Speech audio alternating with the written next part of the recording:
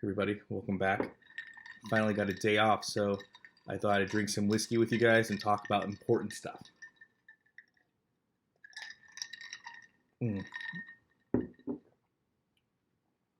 That's good. So we're going to talk about firearms, guns. I'm going to say all the things you're not supposed to say. I'm going to say them all because you are on the Unapologetic Preppers channel, whether you're watching this on YouTube, Rumble, or wherever you may find it. We're unapologetic here. So we're going to say firearm. We're going to say gun. We're going to say bullet. We're going to say Second Amendment rights. We're going to say all that stuff. We're going to say the NRA. We're going to say all these things because we care about freedom here. And we give two shits what big tech thinks or what any censorship body may think. We don't care here here at the Myrtlewood Homestead. We just don't. But then again, I'm talking and I'm speaking from a place of privilege, being a person of color, being a minority of color who lives on a homestead, who doesn't have Wi-Fi, who literally has to make these videos, edit them, and then drive miles into his nearest city in order to upload them. So by the time I find out that anything happened to the channel, it'll be days from now. And I'll be like, oh, okay. You know what I mean? It's a great feeling, guys. Freedom is a great feeling. And I know a lot of people are freaking out in the world right now. And I really feel sorry for you guys. But then again, you can easily fix your problem. You can easily fix it. You know what I mean? Like, it's nice knowing that no matter what happens, I'm in a place where I'm so insulated from those crazy realities that it's a really good feeling. Like I say, it's not for everybody, and most people are never going to do it. 99.9% of people will never live the way I do.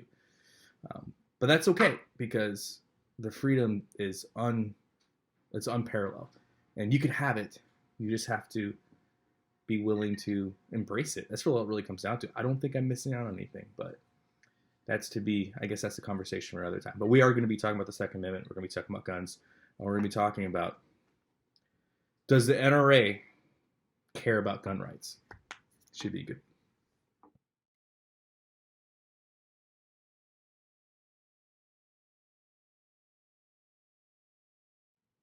So let's jump in it, okay? Let's talk about the NRA and talk about gun rights. Does the NRA care about gun rights? Sure, I'm sure they do. And I'm sure they care about gun rights like I like to smoke cigars. I don't do it every day. I can't afford to do it every day.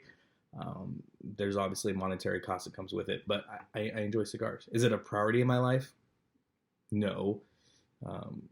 Well, if the opportunity presents itself, will I have one? Sure.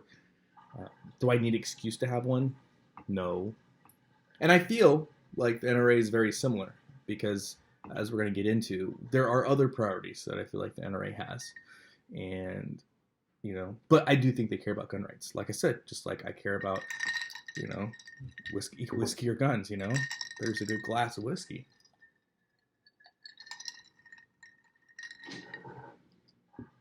And I can drink it out of a wide mouth mason jar. Why wouldn't I?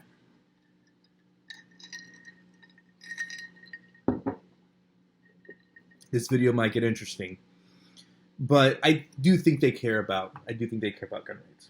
But with that being said, would I donate to the NRA? No. Would I get an NRA membership? No. Do I care about gun rights? Yes. I have professionally carried a firearm since I was 18 years old, right? And so I do care about it. I had a concealed carry permit at 21. I do care about gun rights. But do I think the NRA is efficient at all in their application of or defense of, from both judiciary standpoint or even advocation standpoint? Absolutely not. I don't think they're effective or efficient. And so you really have to, and the reason why I'm saying this is because, like we've talked on this channel before, conservatives really believe that as long as they give money to something, and I think just Americans in general, right? If we give money to something and we make it somebody else's problem, then that's all we have to do, right? Like if we vote, well, I don't have to be politically active myself, right? I don't have to do anything because I voted for somebody to do something. So I complain on Facebook or social media or YouTube when I get really upset and I got that itch because I'm just, upset about everything. But ultimately, I just want to be left alone. I want to raise my family. I want to raise my kids. So I'm going to put all the heavy lifting on somebody else who wants to take on that mantle. And so, from that perspective, the NRA comes in and groups like that, and they fill the void, so to speak. And so I think this is important because, like, as we talked about, that's what conservatives do, and that's what all people do, right? Doesn't matter, right? If there's a problem and you have the money to fix it, you expect that somebody can fix it. Or that's why Americans, when they go to the grocery store and they want to buy something and that item's not there, they get upset because in their mind, I have the fiat currency, I have the means to buy this product, and the fact that this product isn't here for me to buy upsets me because this piece of paper states that I can have it and I should be able to have it. And that mindset is really what fosters this a mentality of being able to be controlled, right? And I think that goes without saying. I don't see at all how that's a controversial statement. Maybe you guys can explain it to me in the comment section below. But when we're talking about the NRA, let's just talk about the elephant scandal in the room, right? 18 members of the NRA's 76-member board who are not paid as directors collected money from the group during the past 3 years, and according to tax filing, state charitable reports, and NRA correspondence received by the Washington Post, we're talking about to the tune of $64 million was paid out over 3 years to these 18 members that are not on the board of directors. They're not directors, they're just board members. I don't care who you are, that should give you pause, right? That should cause you to have a pause and be like, what? And so when we're talking about this, I think it's important we look at it from the context, right? That's a lot of money for 18 people to collect. And remember, the NRA is a nonprofit, so how are they getting their money? From donations, memberships. I'm sure they have affiliates, all that good stuff. And so they're giving that money away to these board members. And I'm sure these board members are important advocates that have influence. But I believe $64 million could be spent a lot more efficiently, right? If I was the NRA, my purpose and goal in life would be to make myself obsolete, right? Because that's how you have total freedom. But when you're getting paid big money, you don't want to do that. And there's always going to be a fight, right? When it comes to the Second Amendment or any of our rights, there's always going to be a fight associated with it, in the aspect of there's always going to be the challenging of rights and what that is, whether that's through the Supreme Court, legislation, enforcement of laws. Like, you're always going to have this conflict when it comes to what is permissible and what's not permissible. So I think it's important that we understand that $64 million, I think you could have went to these right-leaning places, these right-leaning states, counties, cities. With $64 million, I think you could go to a few right-leaning states and successfully pass, an SB 548 bill, which states that this state is a sanctuary state for the Second Amendment. And all you're doing is taking from the playbook of California and how they have advocated and how they actually enforce immigration law, federal immigration law, and how they go about that. So all you would be doing, all they would be doing is saying, hey, California, awesome. You guys are doing some pretty cool shit here when it comes to, being selective about the laws that you want to enforce. You guys are doing fucking rock solid. Let's take what you're doing and let's run with it. You know what I mean? So I don't care who you are. That should give you pause. $64 million. It's a lot. That's a lot to, it's something you just can't write off, right? And when it comes down to it, lobbying, doing what the NRA does in general, it's big money. It's huge money. It's really important to a lot of people. And so the financial capital is huge. And this is to be expected. And we're going to continue to see things like that. And not only are we going to continue to see things like this, but, this comes with #capitalism, right? This comes with money. And when you're talking about the millions and millions of dollars that the NRA in the past has been able to levy, this shouldn't surprise anybody. So I'm not here to, be critical and be mean of the NRA, but I'm just here to be honest and have an honest conversation. When you're talking about a nonprofit organization that has access to those kind of funds, you're going to see this. People are faulty, right? And money, I think, also not controversial. It's the root of all evil. All right. So with that being said, now let's talk about rivalry within the gun movement and gun rights movement in general.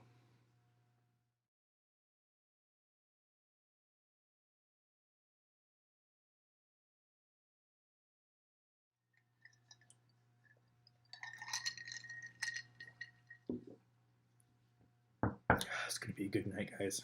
We have a few of these to get through. All right.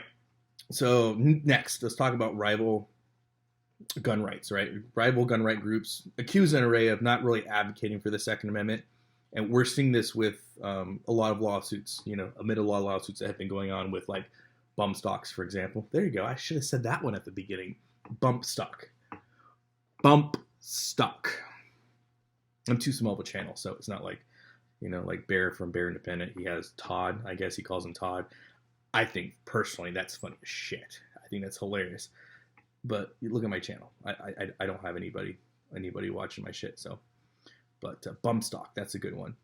And machine gun, ghost gun,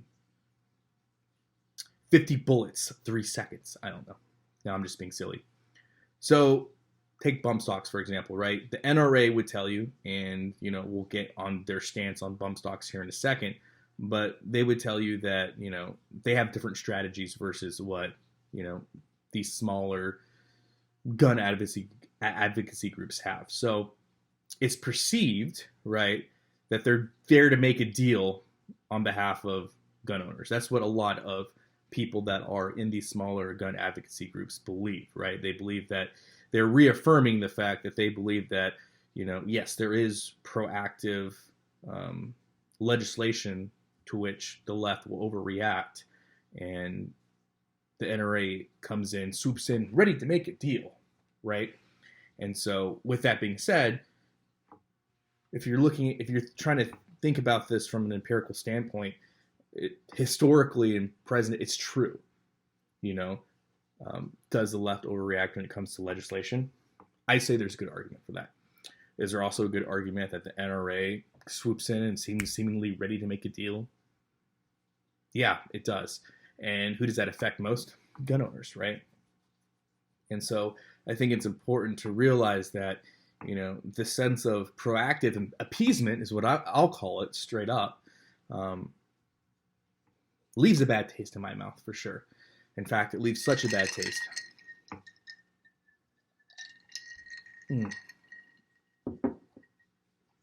Just talking about it makes me need to change the taste of the palate. But it goes without saying that, yes, the NRA has a very, you can call it strategic, but they have a very proactive appeasement style of advocacy. So there goes with that. Now let's jump on bump stocks for a second, right? And it's important to remember that there's always going to be hostility when it comes to gun rights, okay? I'm not here to, negate that or to downplay that. And I think it's important that we need to remember that, coming up with this new administration will face a hostility from an anti-gun Congress, led by Nancy Pelosi, AOC, the squad, the senator out of Georgia, Attorney General, Keith Ellison out of Michigan. We're going to start to see more pressure put. And we're going to possibly see the dismantling of the Second Amendment. And when I say that, that's tongue-in-cheek because it's already happening, right? So let's take the NRA stance on bump stocks, So I would say, rather than sit back and watch legislation overreact, I think, this is what the NRA said. Rather than sit back and watch legislation overreact, the NRA asked Congress to let ATF review the prior determinations on bump fire stocks. The NRA reaffirms that they ultimately believe that bans don't work, but they do feel, and this is a direct quote from Chris Cox, when he's asked about this, he said, I'm not going to discuss how I feel about all this, like I've done in the past, because what is done at this point. Time to move forward and unite us as gun owners. Chris Cox. He is like the publicist, POC for NRA. And I think that's very telling, right? Because this is his words. These aren't my words. These are his words. And what is done is done. It's time to move forward. And what I see that as is, yes, something happened, critical incident happened. Now, bump stocks are put on the front burner of all this stuff. And the strategy of the NRA, as it's always been, is to make a deal. And the biggest thing, if you remember from the bump stock thing, is the NRA, their main purpose was, hey, there's lots of compliant bump stock owners that have done nothing wrong, and we need to, at least at a minimum, because they're not going to buy back the bump stocks, you're going to make them illegal overnight, at least give a reasonable transition period. Did that happen? Absolutely not. But that's where we're at, right? And so, this is telling, stop asking how I feel about this. What is done in the past is done in the past. Time to move forward, unite as gun owners. Well, when you keep on with this sort of advocacy, there's going to be no guns to unite over. That was good. There's going to be no guns to unite over. If this policy continues at a very fair precedent that we see just by using math, right? There's so many guns available and they keep going away. Eventually, you're going to get to the point where there's going to be no guns to unite over. Gosh, I need to hashtag that. Stuff's really good.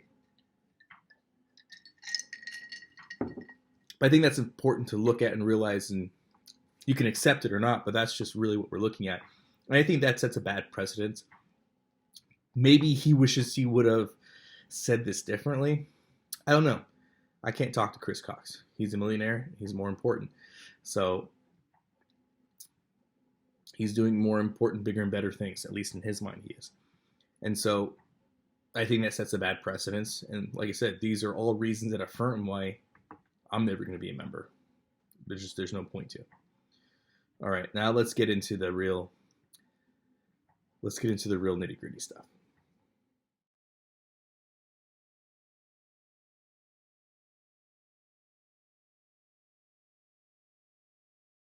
So the NRA, like any nonprofit organization or just organization in general, whether it's for nonprofit or for profit, lately the NRA has been bleeding out a lot of red ink, okay? Including there was a recent payout of $2.5 million to the state of New York for settling of charges of marketing insurance products without a license, right? Now, with that being said, kind of twofold. You would think the NRA would be smart about it. They have their own lawyers. You think they would not get into business, especially in the state of New York, with something so blatantly obvious. With that being said, how bad is it really that people have insurance? I'll let the left and right argue that one. But it's not like it's the first time, right? The NRA, for all intents and purposes, is a Goliath when it comes to Republican campaigns, right? Not only that, but it's also important to realize that when people think of gun rights, they automatically think of the National Rifle Association. They automatically think of the NRA. And that's a scary precedent to set, because when you think gun rights and you think NRA, when you think of any kind of right and you think of an entity, that should cause pause for itself, because I hate to break it to you, they're in financial trouble. They just declared bankruptcy and their footprint is shrinking, right? Take the 2020 campaign. The NRA spent about $6 million on behalf of Donald Trump. They spent double that, over $30 million during his run in 2016, right? So, the fact that they're filing for bankruptcy, the fact that their overall influence in Congress and in the United States is shrinking, and the fact that people think gun rights, guns, NRA, that's scary. Because what that does is, when you think of an entity, your feelings on it and the actual principle of that shrinks with it, right?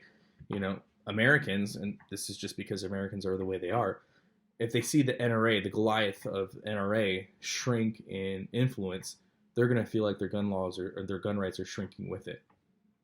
That's what happens when you put your faith in other people, conservatives. Let's get with the program. That's why the left doesn't put their faith in people necessarily. They put it in an ideology, because then they can claim the whole, well, my ideology just wasn't done right. That's why they're so effective. Gosh, for people that think that the left is stupid and they're not smart, they got their shit on lockdown, my dude. So yeah, think about it, right? Instead of thinking of the NRA as gun rights, you should think of gun rights as your freedom as a human being, right? It's an ideology. It's a belief system that is far superior than any entity. That's what the left does, and that's why they're able to make so many fucking excuses for the stupid shit they do. And that's why they're so powerful, because no matter what empire falls because of their failed policies, it's all about the ideology. It's never about the individual. All right. So last, this is what I thought was really interesting, right? The NRA believes their biggest accomplishment, and this is according to David A. Keene, right, who was one of the presidents of the NRA, or CEO of the NRA. He stated the NRA believes that their biggest accomplishment is making guns cool again. And everything I've stated, every quotation, everything will be linked in the comment section. I mean, in the description box below. You can look at the shit yourself, straight from the website. Making guns cool again, David A. Keene. Well, Mr. Keene, don't have a whole lot of faith in your organization. Don't have a whole lot of faith in you. Don't have a whole lot of faith in you being able to protect, my rights and the rights of my fellow Americans, which is why, I personally won't be a member of the NRA and why I won't donate to the NRA. Now, you can say and believe what you want, but the truth of the matter is there are more effective means by which we should be going about it. So let's take a second and let's talk about this.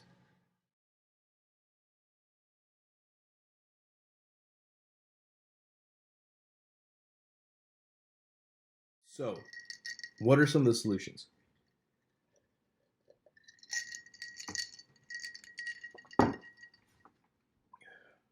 Well, first off, it's to regain your individualhood and be like, you know what? I don't need people to tell me what I need to believe, and I don't need people to advocate on my behalf if I can do it myself, right? I think things like SB 548, I think those are great, right? I think rules that would make it easier to get concealed carry permits are great. I think, if you have legislation that would prohibit you from getting a firearm the same day you apply for a NICS background check, I think those need to be addressed. Like I said, I think a lot of the fiat and red tape and bureaucracy and firearm laws and policy, that can be changed. And you don't need to wait for a politician to do it, and you don't need to wait for the NRA to do it. The examples and the templates are already out there. And if politicians in your state gave a shit, if the NRA gave a fucking shit, they would have fucking done it already.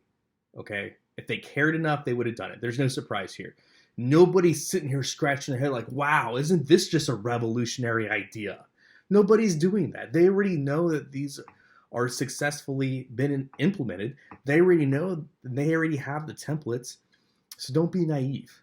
It's not like I just stumbled upon some just incredible, some incredible truth, and I have this sacred book that nobody's read. We all know that this is already happening in other places. It's already going on. It's just getting it out there. And you can introduce legislation in your local city councils, your local counties, and even at the state level. You don't need a politician to do it for you. Like I said, in 84% of America, Donald Trump won. Oh, there's another word. I said Donald Trump. Jeez. Getting all sorts of crazy over here. But you see what I mean? 84% of the counties in this nation voted for Donald Trump. You're telling me that in at least half of those you can't get a gun rights bill passed? Come on. You're fooling yourself. And like I said, you don't get into politics, you don't get into these nonprofit groups unless you're the 1% because you actually really want to make a difference. You do it because you want power, you want fame, you want money. That's just what it comes down to. Like I said, I don't understand how, for example, take Tim Cotton. I think his name is Tim Cotton. I don't know. Mr. Cotton from Alabama. How has he not made Alabama a sanctuary state by now? How has he not enacted SB 548 in his local community already by now, or his local county by now, or the state by now? Explain to me that one. Explain to me how the senators out of Oklahoma haven't been able to get it done. And I'll give all credit to Nate, DAHM, however the fuck you spell that or pronounce that. He's at least trying to introduce the legislation, you know? And like I've talked about, it's, you know, there's some resistance there. That should explain everything you need to know about what's the problem with the current system. It's time for the normal law-abiding citizens to say, you know, enough is enough. We are going to put pen to paper. We're going to make this happen, man. We want this. Because if you have a bunch of local municipalities and counties in a state that are like, no, we want this, we want this, we want this, the state has no choice but to sign into law the freedoms that their constituents are not only advocating for, but successfully getting on these levels. So that's how you do it, you know? That's literally the gist of how it's done. And this isn't controversial. There's nothing controversial about what I'm saying. It just requires the freedom-loving people in this country to give, not 2 shits, give 1 shit. You just need to give 1 shit. And this can all be good. It's true. So, there you have it, guys. Does NRA care about gun rights? Maybe. Probably about as much as I care about this whiskey, right? If it's available, if it's there, if it's a nice, you know, wide mouth glass on the rocks, yeah.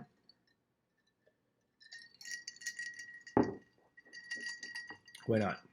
Am I gonna fight for it though? No. I'm not gonna fight for the whiskey. Am I gonna fight somebody over it? No, I'm not. That's how politicians and that's how the NRA care about your rights. If it's convenient,